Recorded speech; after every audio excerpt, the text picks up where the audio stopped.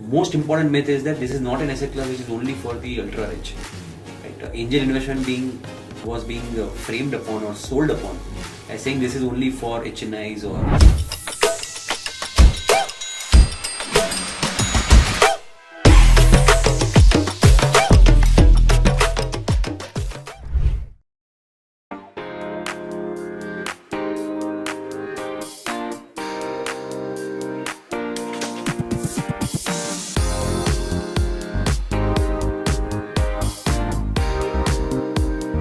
Hi guys, it's Kishore from RedCarpet. Welcome to another podcast series of Dream Big. We have with us a very exciting guest, Mitesh Shah, who's the co-founder of Inflection Point Ventures and partner of Kaise Capital.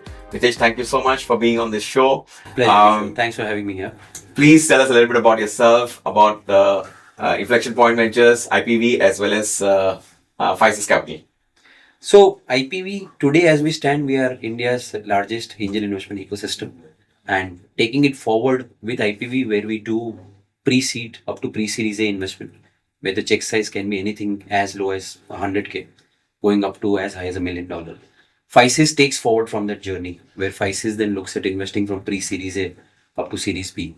So for a founder, we are relevant to them right from the time they're fresh out of college or out of their corporate stint and want to dream big in your language and want to start up. That time we support them with the first check, and then we continue to support their dream journey right till series B. Not only through IPV and FISIS, but also through our VC partners.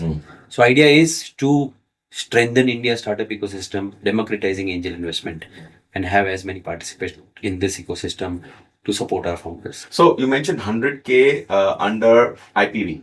That's correct. That's 100K USD or 100K USD. So we have Idea School, where we support founders. We literally replace the friends and family round. So this is the pre-seed round where you get a fixed funding of $100K, which is 80 lakh equivalent Indian rupee. And then IPV typically does a minimum of 200K, 1.5 CR, goes up to 8 CR, 9 CR, about $1 million. okay. So this is the stage, like I said, right from pre-seed stage to pre-series A. We are relevant to the founder. We support them not only with capital. We strongly believe capital is just one of the ingredients that a smart founder will need. More than capital, at each relevant stage, they will need handholding. They will need guidance. They will need support. Mentoring is a very abused word, unfortunately, in this ecosystem. We go one step beyond mentoring. This is about getting your own hands dirty. Connect the founder with the right people.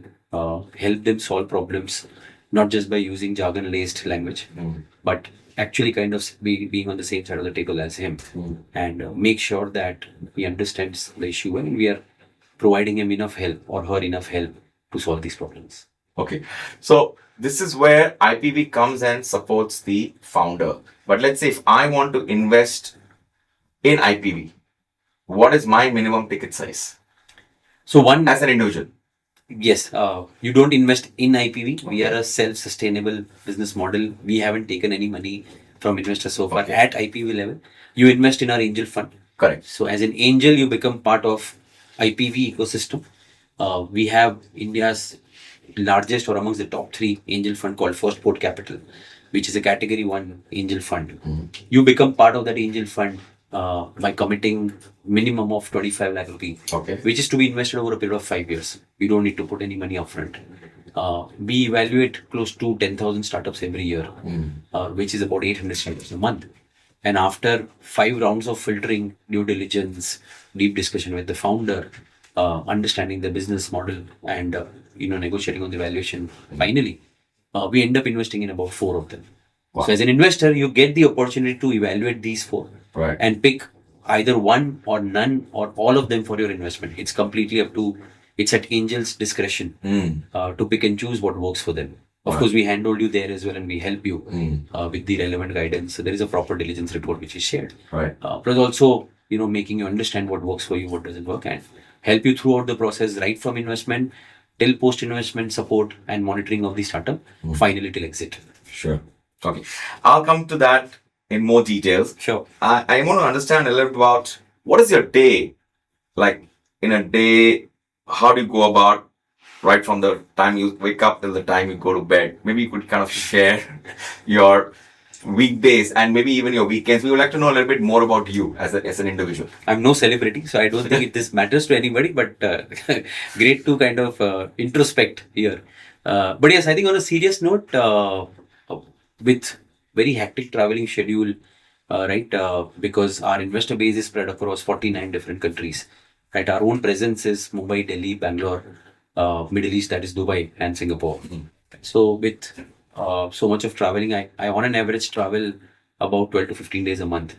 But a normal day, like when I am at home and being part of the regional office at Mumbai, my day starts at about 7:30, where I go do workout. So thrice a day, HIIT, high intensity training, and thrice a week. Twice a week, yeah. Thrice a week is HIIT, and thrice a week is walk, right, with my wife. So that's the time that I get to spend with her and with some other friends as well. Typically, office day then starts around 9 o'clock. 9 o'clock I start the day.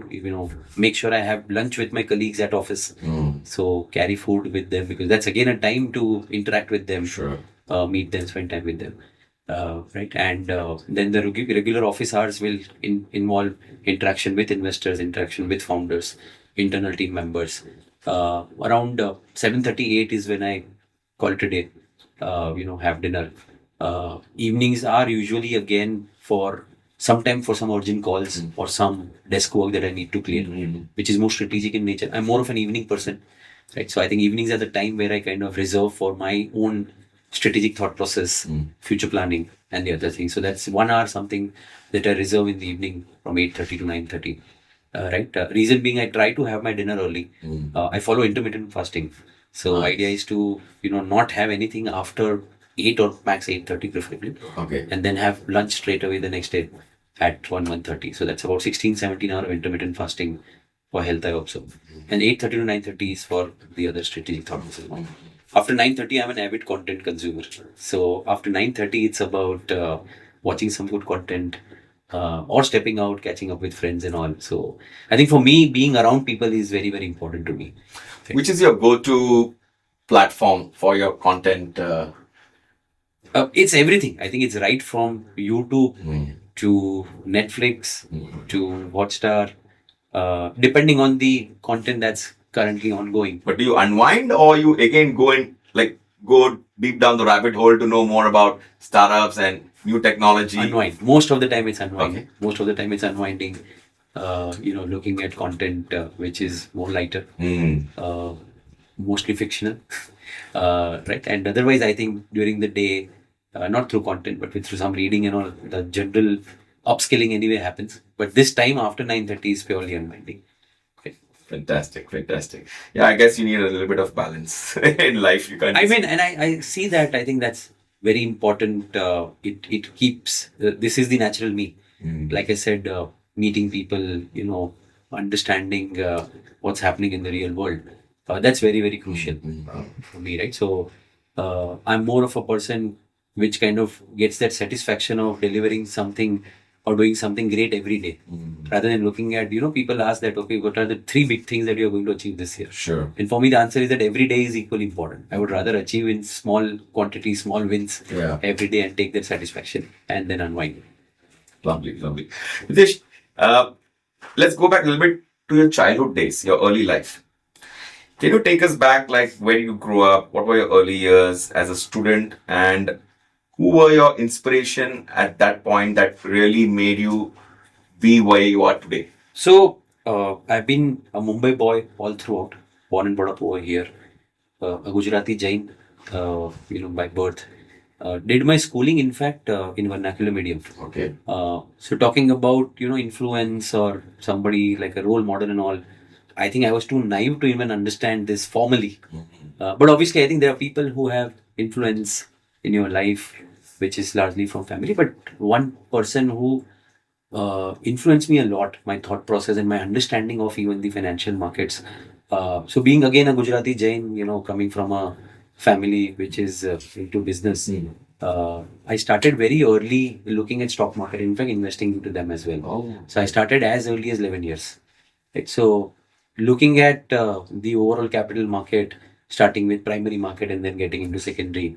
I became an ardent fan of Dhirubhai Ambani, right, and then Mukesh Ambani eventually, the entire Reliance industry story, and that's something which has been itched into my mind right from the time I started investing. As somebody who's just a teenager, Sure. looking at only the final outcome, which is the share price, right, and how a company creates value for the shareholder. I think that had been a very big influence for me, right? And as I started growing, I think the startup world kind of came into existence post 2007. So I think the evolution of Flipkart and then Ola continued to intrigue me. I think some of the US stories as well, like Amazon and Google. Facebook. I mean, these were also something which were really something that I wanted to kind of study in depth and understand what sort of business models these guys have created. So that's how the childhood had been very normal, coming from a middle class family with very limited vision and goal. For me, early on, if you had asked me till I was 15, it was just about okay, want to invest in public market, want to do something big over here, and just want to become a chartered accountant. Right? I think it's with time, as I went to college, as I did my chartered accountancy, started meeting a lot many people. Okay. That's when it's more like on the job learning that I had. Amazing. What a journey. In terms of your, just before you kind of venture into IPV, could you share like what were you doing before that in terms of your corporate life? Did you really practice as a CA, because you mentioned you did your CA? Did you really practice before you realize that actually I'm very good at analyzing a balance sheet or analyzing a company? If you could share a little bit on that. So cleared my CA in 2001. Was dabbling with a couple of ideas, including one of practice. Very soon I realized that I was very bad at that. I think the core CA practice of audit or tax, I was just not cut out for that. I was horrible at that, as supported my previous bosses as well, that do whatever, but you are not cut out for this. You should not get into audit or tax. So then I joined a textile company, right? Very small company again, was just about 25, 30 odd employees, mostly into trading, doing about 60, 70 CR of trading revenue and all. But the management had bigger plans. So I started working with them, and what excited me was actually fundraising, right? And that was my first stint when I started dealing in banks. Because equity was not that easy for a company which was just into trading, and that too textile sector, the most beaten down. So I started with meeting banks, raising funds, looking at innovative products, because they were going into exports, they were going into expansion, so taking term loans, working capital, foreign currency loans, hedging, options, derivatives. So got quite deep into that in next 6-7 years. Understood quite a lot about that. Raised almost quite a good amount of syndicated, quite a good amount of debt. Finally, as the company grew, took the company public. At the age of 28, I had the experience of failed IPO and a successful IPO. So we tried for it in 2007, but the Lehman crisis happened. Correct. The health broke loose. There was no point going out in the market with this. So we shelved the plans. Came back again into the market in 2009 when things settled down. Fortunately, the 2-year period also, the growth was good for the business. And this time it was a successful IPO. So some great learning there as well. Like I said, at such young age, spearheaded the entire IPO efforts. So gave me a lot of confidence. And then, we signed up with Being Human, the brand. Okay. Yeah, with a large Bollywood celebrity, right? And started handling the business finance part of it, formulating the business model, looking at various channels. In that week, I got introduced to e-commerce platforms. Okay. Right? Because that was one of the channels that we were exploring, and got quite intrigued by the way they were looking at business. Now, this was about changing consumer behavior, moving from offline to online. True. Right? The thesis was that today you have to go to a mall or to a store and all. Right? People, why can't you have it at home? Right? And can't save time. So this is the area where the worlds of Myntra, Flipkart, Jabong, those days, Yep.me, AP. I think these guys we were dealing with and selling our merchandise on them. So got quite intrigued by that. Decided for myself that okay, this is something that I want to do because I think this is going to be the new India. This is going to be the future, right? So the internet economy or digital India is something that excited me, and I made up my mind that this is something that I want to get deeper into. I met Bhavish Agarwal, founder of Ola, through some common friend, and was completely floored by his vision. The way he was looking at mobility, the way he had plans of taking India point to point travel to the next level. From the days when we will look outside booking, waiting for that auto rickshaw or taxi, having innumerous requests, Right. but nobody turning up, to doing it at your comfort of your home at a fingertip.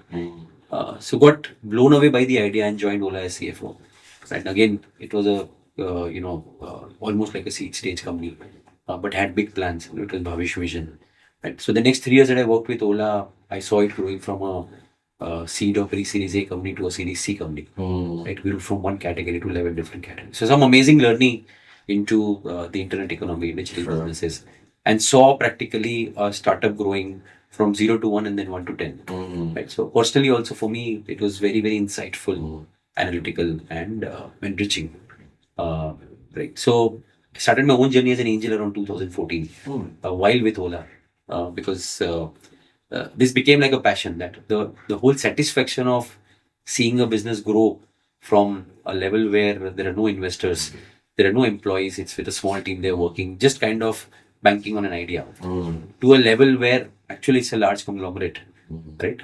Where there are investors, the consumers, and they are forming strategies for the next level of growth. So that started exciting me, and that's how I started my journey as an angel. Post Ola, I joined BookMyShow as a CFO, another large consumer story. I got a lot of insights into social media content, something that I loved and that love continues even now. So got experience of that sector as well. Some deep insights into competitive behavior, overall value creation at growth stage as well. All of this then got combined or juiced into when we started sitting on the drawing board making IPV. So both Vinay and Ankur, my co-founders, they also came from corporate backgrounds or banking background, right? And we were all investing into startups individually. Idea was that what we are doing individually with a small ticket size with limited time availability. If 50 of us do together with our friends and fellow CXs also coming together, I think the output or impact can be much larger. Absolutely. Both in terms of the capital that we contribute to the startup or the help that we provide them. So one thing in our own journey as an angel, we realized that the way angel investment was looked at was mere financial investment. Right? And we were firm believer that I think, like I said, capital is one aspect of it. The real success will lie in how you help the founder or the startup post investment. Right? And that can change the fortune. So the popular myth that was prevalent there, and even still now, unfortunately, there, is that you invest in 10 and 8 or 9 will fail. It's just that balance 1 or 2 that you need to count on for your success.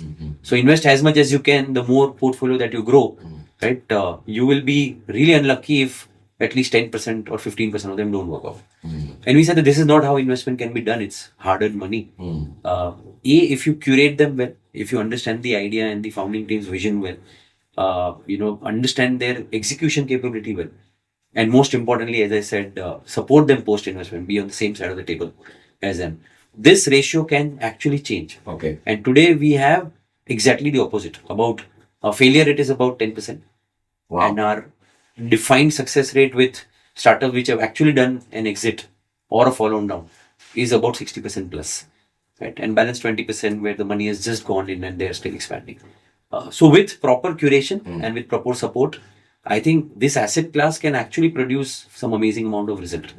Right? Both in terms of IRR as well as success rate. So that's what we are doing with IPV. Like I said, today we are India's largest angel investment ecosystem. And FICES just followed last year, where the idea is continue to support the winners of IPV, where, we have taken the bet early on them. Sure. Right now, our bet has paid off. They have performed well. Right. So it's automatically a natural progression or choice to back them in the growth stage requirement as well. So that's what FICES model is. And with IPV, we continue to grow with the backing of 20,000 plus investors on the platform. Yeah. More than 2,100 are part of the fund as well. Right? Oh, And okay. like I said, spread across 49 different countries, having funded almost 225 plus startups already, and with an amazing success rate. I'm going to talk about some of your startups, or rather, I would like to hear. But before that, how did you meet your co-founders, and how did you go about structuring it in such a way that today it is so seamless? You know, IPV, it's so easy to somebody to just join and then be part of this startup ecosystem. So if you could shed some light on that. So great. I think again, most of the things for me in life has not been about deep planning. It's been about getting convinced about something and then just working towards that, and things start falling into place. And you know when you meet the right people. Sure. So one such instance was meeting Vinay and then Ankur. So Vinay runs India's largest CXO network called CXO Genie. Oh, okay. Right, and I became part of it, being a CFO with Ola and then Book My Show. Right, Ankur was also part of it, and then as a subset of that, we said that why can't we democratize angel investment? Why can't we institutionalize what today is being seen as largely individual effort? Why can't we have our fellow CXOs also invest alongside us, because they were also curious about the startup ecosystem, right? Idea was not only to invest and wealth create, but also understand the way the new economy is unfolding. A lot of them actually looked at it as a next career move as well, and hence this was an idea for them to understand it even deeper. A lot of them looked at it as somebody who can be actually a good acquisition target for their own corporates. Correct. Right? Can be good strategic vendor, can be good strategic clients. So a lot of other opportunities for them into this, which got them involved with us. They were pretty excited to support us with their views about a particular industry with their expertise. We also part of the due diligence, when we actually look at startups. So that's how, me, Vinay, Ankur, we got together. In fact, initially when IPO was set, there were about 8 of us. Okay. Right? Eventually, as we progressed further, 3 of us were convinced that this is something that we want to do for the rest of our lives and take it as, the further career plan. So just before COVID, we saw that what we started in 2019 as a bunch of 40, 50 friends / investors coming together and looking at startup, we had grown to almost 600 in a year. But because investors loved the idea, they were getting access to some great opportunity. Most importantly, the ideas were not sold as saying that, okay, you should invest in this founder because he's IIT right? Or you should invest into this founder because he's previously set up 2 startups and has sold it off. Right? I mean, these are good data points to have. Right. By itself, it doesn't guarantee success for a startup. You still need to understand the space, the TAM, SAM, the potential of the startup in terms of the problem that they're solving and a lot of other things. So we never kind of shied away from a deep diligence and asking yourself those questions. Founders also loved the idea because they were getting access to so many bright brains at one place. So it's not dumb capital, but it's very smart capital, which is not going to end in a transactional relationship, which is just about this round, but also continue to help them for future round as well. So this all thought process and the basic premise of it really worked well. And that's how in 2020 we said that, okay, I think this is something which is really, really interesting and exciting, and we can take it to the next level, provided we move full time here. Sure. And that's how we all moved full time to IPV around 2020, and here we are. Absolutely. It's a game changer, I should say. Thank you. What was the biggest challenge you faced while building and scaling your venture? And maybe I'd like to hear some success stories and, of course, failures as well. I will not call it a challenge. I think we were fortunate enough to be into this role even before we were there full time, right? So, like I said, the journey for each of us, I started investing from 2014. Vinay and Ankur also around the same time. Today, all of us individually stand on a portfolio of about 160 plus investments. Right? So the journey has been slow but steady, and one which is very reassuring, where we have looked at all the aspects and learned over a period of years. So I think largely it was about, if you mention challenges, it was about changing the mindset of investors, saying that, okay, this is not spray and pray. This is not an asset class where you are just going to lose money. Right? This is not an asset class where you can just invest and forget about it. This is a very active form of investment. Right? There is a lot for you to learn as well. Right? Don't just become an investor thinking that, okay, it's wealth creation. Of course, it's a very important aspect of it, but at the same time, it's learning. Most important myth is that this is not an asset class which is only for the ultra rich. Right? Angel investment being was being framed upon or sold upon as saying this is only for HNIs or family offices and other large investors. We said even a corporate professional can be a part of it with a ticket size as small as 1 lakh rupee.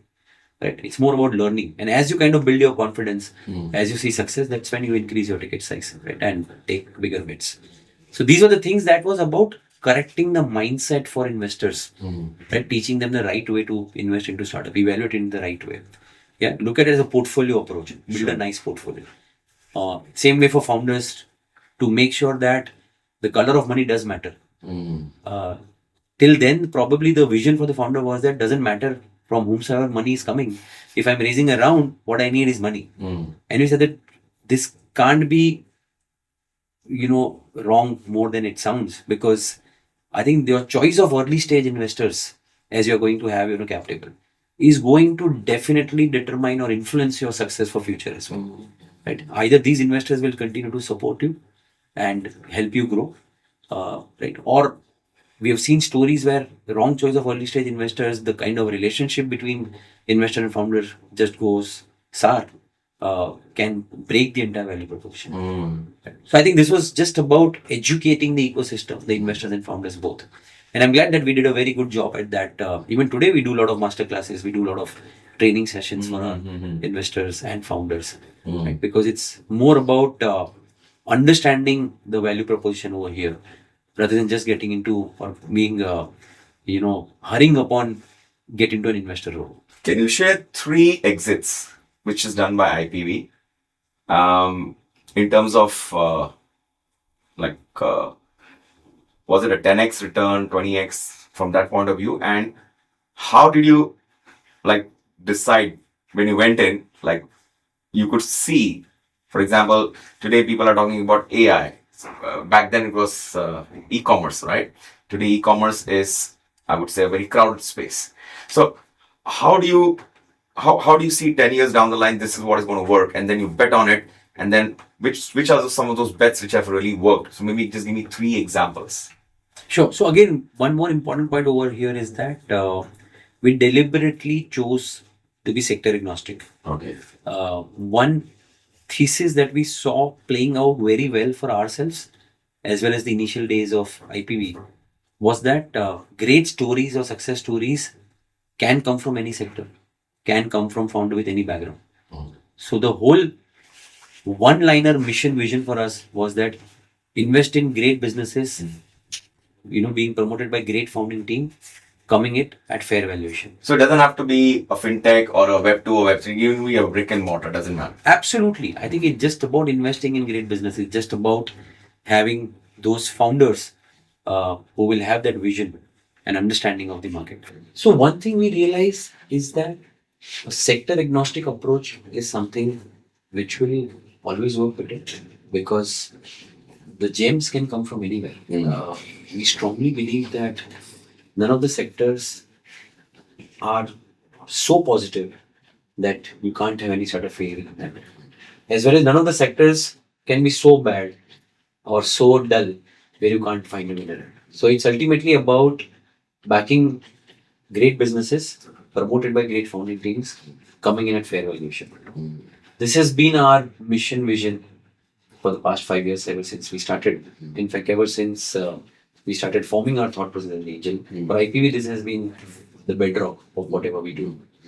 So I think identifying a particular sector which will do well and have a vision for next 10 years, I think it will be a bunch of few sectors rather than just one or two. At the same time, we will not write off any sector ever. Because, take an example, EduTech was the cherry of the eye for investors back in COVID days. Correct. Almost everyone felt that kids will never go back to school. They're going to study from home only, which is far from reality, right? So I think being practical around that time, looking at ideas which will stay relevant, even when kids will start going back to school, life has to come back to normalcy. Sure. Right, at some point in time. So we understood this very well at that point in time and made some great investments in EduTech also. Today also we do. We look at stories where today also they are relevant. Same with D2C brand. I think during 2020-21, there was a wave of D2C brands as if offline retail is never going to come back again. Right now. And brands were being paid valuation of 6x to 8x to 10x as well.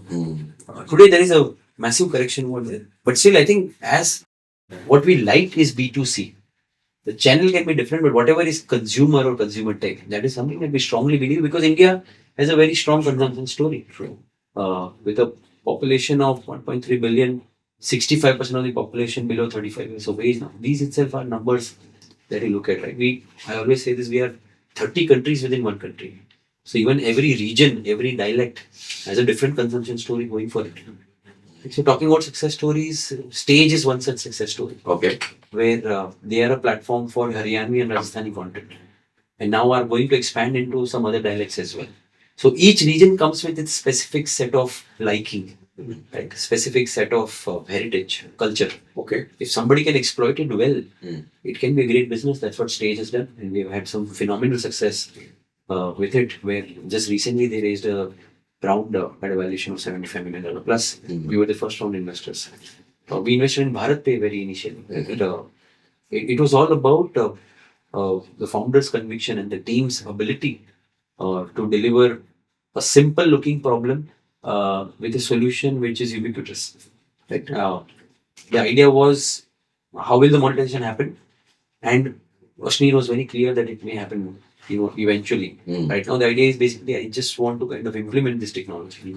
Okay. So we were part of the journey in the seed round itself, and got a phenomenal 81x exit going forward within 2.5 years. Correct. A credit to the founder and the founding team for putting up such an amazing business. Blue Smart, we have been investors right from the seed stage. Right? And today it's India's third largest cap platform, but the largest in EV segment. Right? Almost $100 billion plus ARR, and fantastic. 9,000 cabs across 3 cities now. Fourth, Mumbai, they just launched. So making a difference to people like that. Videoverse, again an interesting story. The founder approached us through a website reference. Typically, you don't get great startups. That's what again the market believes, is that great startups only come when you know the founder personally, or some other investor refers to you, or some other founder refers to you. Here it was just like a cold call, where just somebody approached us saying, okay, hey, I'm looking for funding for my business. And as I looked into the idea in depth, with my media background, I understood that this is such a big problem that we're solving and can really be a game changer.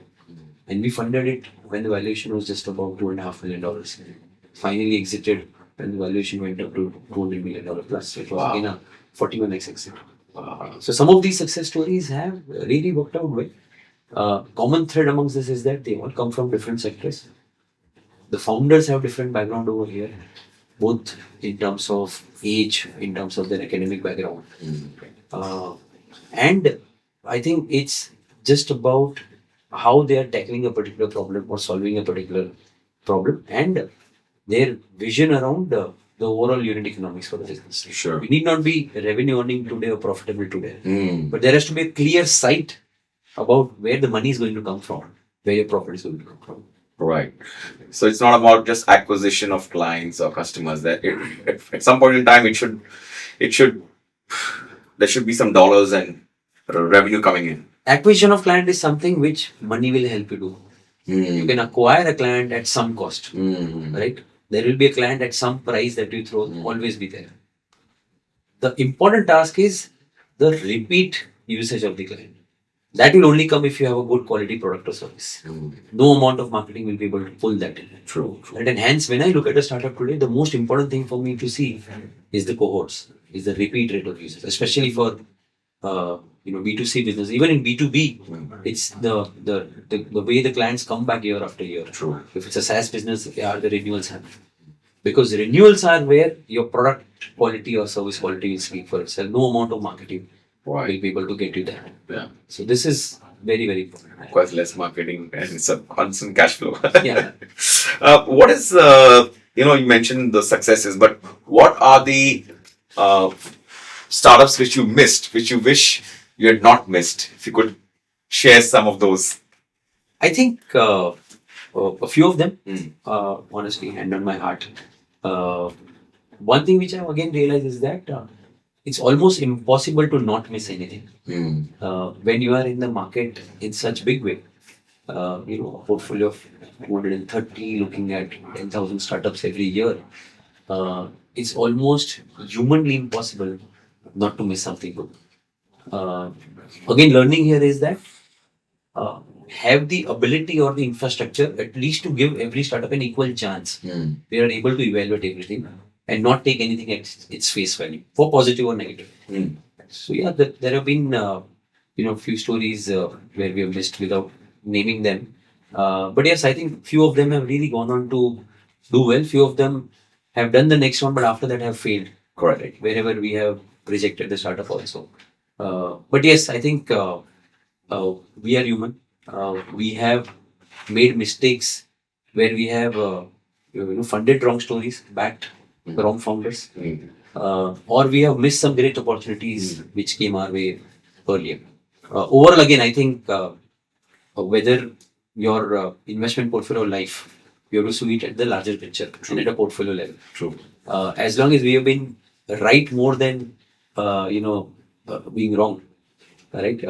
I think that's something that we take confidence and solace from. Our portfolio performance speaks for itself with 50 plus exits and 75 plus follow-on rounds. So that's what we definitely kind of learn from. We are nimble. I think every day is a new learning. So even for portfolios where we have missed, right, or portfolios where we invested and they didn't play out as per our thesis, there is always some learning that we'll have. So we in fact develop a proper note around something that we have missed or something that we could not scale to success. Let's talk about a little bit about how can somebody who has no experience or access to startups. Remember you mentioned 1 lakh. Is that an amount which somebody can start with IPV? If you could kind of talk a little bit more on that, so that a lot of people would want to be part of this ecosystem, but I guess with startups and VCs and angels, the ticket size is very big. So maybe you could touch on that a little bit. So what we realized ourselves when we started our own journey as an angel, as well as when we started IPV in 2019, 20 early days, is that there will always be apprehension for anybody who's looking at this sector fresh, right? Is not familiar with the startup world and has to invest.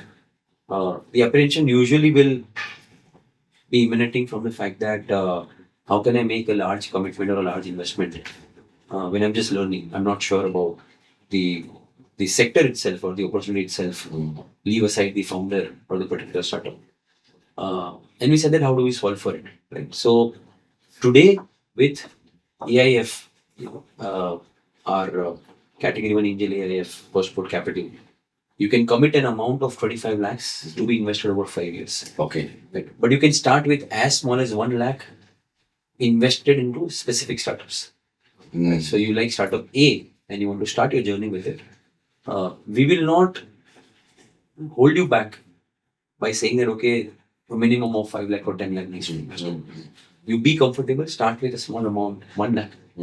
As you build confidence, obviously increase your ticket size because, it will be directly proportionate to the amount that you have invested. Sure. Even if you're successful, ultimately the success will be measured by the amount that you have invested. It will be a certain X of that or an IRR. So IRR is the North Star metric for us. Yeah. And you measure it at a portfolio level. But take baby step, start with as small as 1 lakh for your first couple of investment and then you graduate slowly. Now this helps you again ease into the role of this investor, understand the ecosystem around you, understand us as your investment partner, understand your founder well, and then start taking the bets that you want to. And if let's say a foreigner wants to invest in startups in India or Indian startups and would like to come through IPV, what is the method or what is the way? The timing of this question could not have been any more right. We just launched our Gift City Fund. Okay. So for foreigner, there are 2 options right now. We started with the angel fund as well, where foreigners can be part of the angel fund and invest through their overseas account or NRO account or NRE account. Okay. Can be part of the Indian startup ecosystem, can invest in Indian startups as well. However, the paperwork is a little bit tedious. Okay. When you have to invest through the Indian fund. We solve this problem by setting up Gift City Fund. So Gift City Fund is IFSC promoted. where for foreign investors, the paperwork is simplified. You don't need a PAN as you start investing. Right. Right? And it's very, very seamless. It's like a foreign fund situated within India. So kudos to government right, for promoting such a great initiative. This fund helps in two ways. One, for foreign investors to invest into India in a seamless way. Also for Indian investors to invest in startups abroad.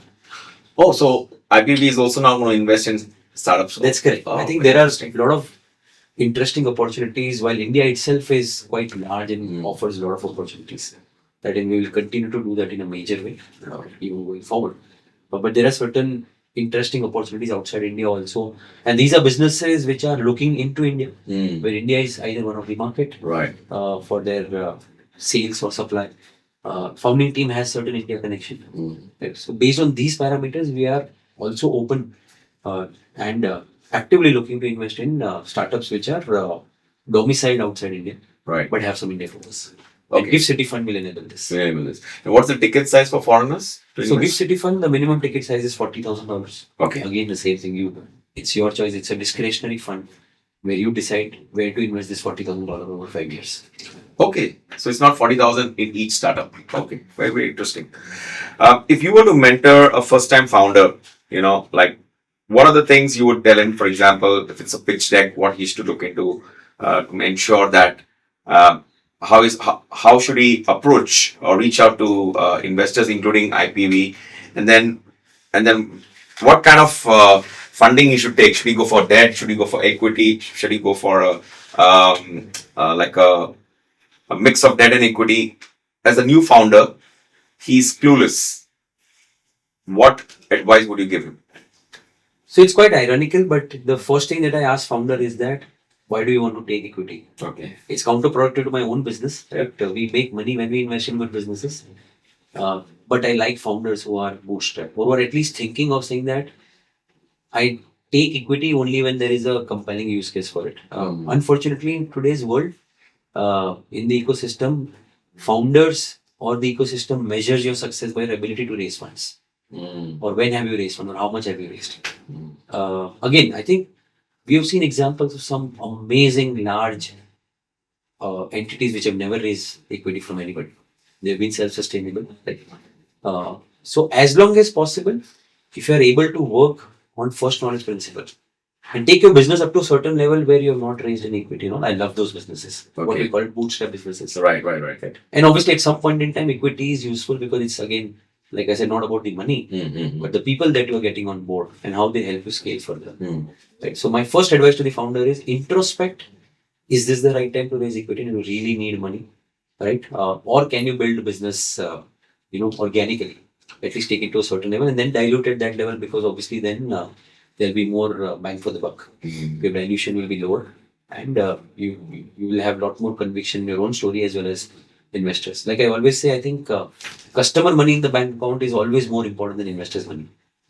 Right? So for businesses or founders who just want to raise money and not thinking about monetization even going forward, or making profits even forward, definitely there is a risk. Sure. Right? And the so-called funding winters then will impact you more than the others. 100%. Right? And another advice to founders is that be yourself. Right? I'm not God. I'm an investor. I have my view. I have made horrible mistakes in the past. I have rejected some great ideas. Even if I'm not funding you, that doesn't mean that you're not fit for what you're doing. Do not alter your pitch or do not alter your views just because some investor is asking you to do it. Okay. Right? It's very important that you hold on to your own views, have your own conviction, which is not out of your stubbornness, but out of your own understanding of the market or what you're have to do. Right? So do not alter your pitch because some investor wants to listen to in a particular way. Right? And third, humility. In my journey of 12 years as an angel, I've seen businesses which have reached Series C and failed. I've seen businesses which were on the brink of collapse, failure. Part of the founding team, a large part of the team had left. One or two founders just took up the job and then turned it into a mega success. Right? It's your humility, it's your ability to stay grounded, be practical, that is going to define successful. Sure. No amount of funding, winter, summer, the cyclicity in the business, or funding is going to impact that. If you could make 3 bold predictions about the Indian startup ecosystems in the next 5 years, what would they be? So one, we are still scratching the surface. Mhm. I think this decade is going to be of India, and there are much more exciting and bigger things to come yet. This is an asset class that investors can ill afford to miss. Second, we are where mutual funds were, say, 15 years ago or 20 years ago. So that the trend will always be seen. So AIFs are going to be the next level of superstar, like mutual funds earlier. Correct. Where third, startups will be the best talent producing entities, right, and talent retaining entities as well. So even for someone's own career, right, either you are a startup founder yourself or part of the founding team or part of a large startup story and all. This is an area that one really needs to kind of focus on, even as a career opportunity. Let's have some fun questions. Okay, these are rapid fire questions. Always game for it. Your favorite movie? My favorite movie is Andaz Apna Apna. That's a problem. Okay. I think as of day before I watched it the 36th time. Oh, seriously? And every time I discover a new dialogue. So I just love the movie. Okay, so you're a movie buff just like me. Absolutely. Your favorite book? My favorite book is basically Elon Musk. I think the way he has gone about, setting up PayPal and then Tesla and SpaceX and Sure. the entire story Right. is something which is really, really fascinating and interesting. Right? So I think definitely somebody that I look up to when it comes to building great businesses. Right? And again, 0 to 1 by Peter Thiel is one such interesting. And around the Indian startup space, which entrepreneur is your favorite? So Indian startup space, Bhavish obviously is somebody that I have a lot of what I am today credit goes to. If you could also Bhavish say- Agarwal, founder of Ola. Oh yeah, just so that the Bhavish audience. Agarwal, Yeah, founder of yeah, Ola, is yeah. somebody that I truly admire. Whatever I am today, Okay. a large part of credit goes to him. The way I've seen him understanding the startup ecosystem, I really, really admire him for. Imagine a 25-year-old boy, what conglomerate that he's created. True. Only possible with his sort of vision. So somebody I really like. Dipinder Goyal, Zomato, is again one such guy. Sure. We have seen how successful he has been post-listing as well. Yes, Right? The real value creation actually lies happened after that. Yeah. So then he's still been grounded and doing the job what it is best. Very good. If you were not doing what are you doing now as a VC, as an angel, what would you do? I would have actually been in a creative profession. I've been looking at singing. Oh, okay. Interesting. Or looking to be part of the content industry. Your favorite sport? My favorite sport is squash and cricket. You Cricket play- is like staple. play Yeah, squash? I play squash Oh, okay. at least thrice a week. Mhm. And really love the adrenaline rush there. And my last question is, what do you prefer, Web 2 or Web 3? As like a broad category of investing for personally as well as for IPV. I prefer any form of web. Just get a great business. I think there'll be Web 4, Web 5. There'll be further trends as well. I think Right. technology is ever changing. Right? We are living in a world where nothing is impossible. Right? Every day, technology challenges the assumption or the legacy. Right? So I think many more new ideas to yet come. It's about just understanding the overall power that the web has Sure. and just bank on that. Mitesh, thank you so much for your time. It was lovely having you here with us, and we learned so much. I'm sure the viewers are going to definitely do a deep dive into IPV, Inflection Point Ventures, and looking forward to